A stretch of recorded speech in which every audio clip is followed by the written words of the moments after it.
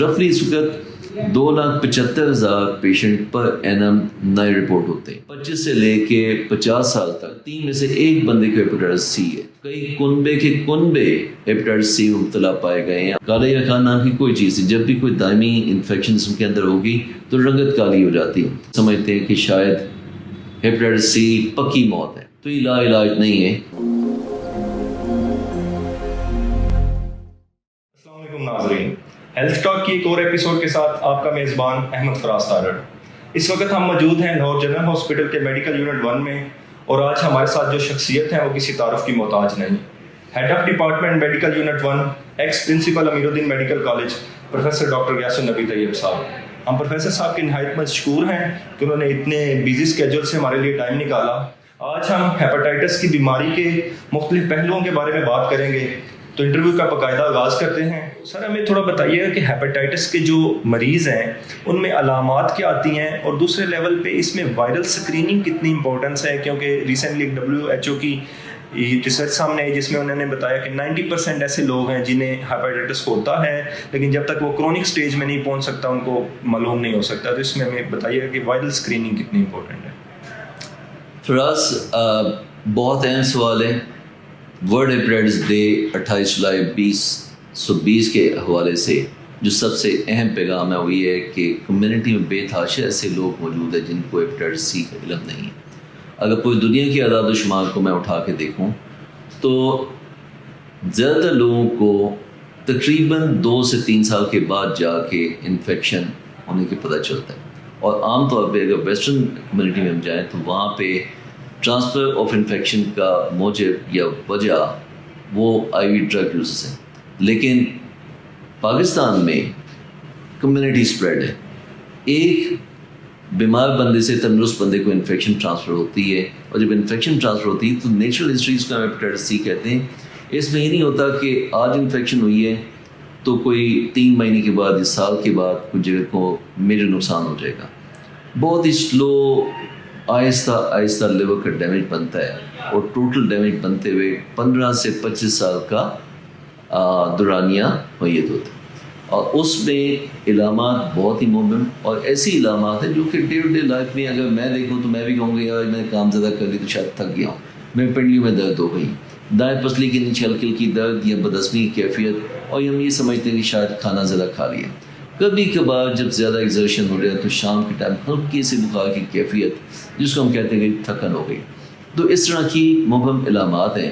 اور کوئی بھی ایسی کمیونٹی جس میں 5% زیادہ پریولنس ہو، یاد رکھے کہ پاکستان میں overall prevalence hepatitis C کی 7% سے زیادہ ہے.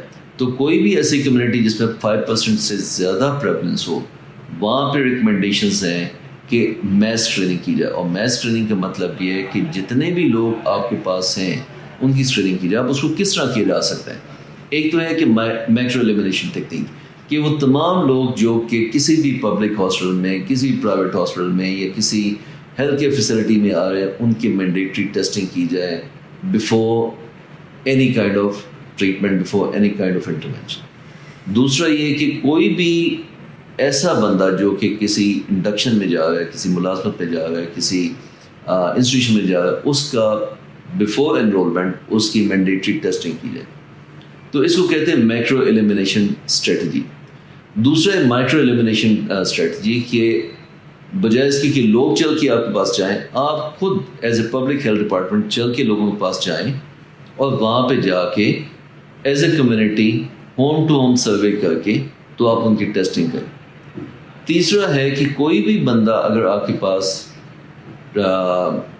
ڈیٹیکٹ ہو گیا کہ ہیپاٹائٹس سی پازیٹیو ہے تو اس کی کانٹیکٹ ٹریننگ، یعنی اس کے گھر کے جتنے لوگ ہیں یا اس کے کانٹیکٹ میں جتنے لوگ آتے ہیں ان سب کو چیک کیا جائے کہ کسی اور کو تو نہیں جراثیم منتقل ہو چکا. اور یہ یاد رکھیے کہ with in the family chances ہے کہ 6% لوگوں کو بیماری ٹرانسفر ہو چکی ہوگی. اور کئی دفعہ ایسے بھی مواقع آئے ہیں کہ کئی کنبے کے کنبے ہیپاٹائٹس سی میں مبتلا پائے گئے ہیں. ان کی ماں یا باپ وہ ہیپاٹائٹس سی کی پیچیدگیوں سے فوت ہوئے، اور اب اس وقت وہ ہیپاٹائٹس سی کی پیچیدگی سے آتا ہے ان کے بچوں میں اس وقت ہیپاٹائٹس سی ایکٹیولی چل رہا ہے.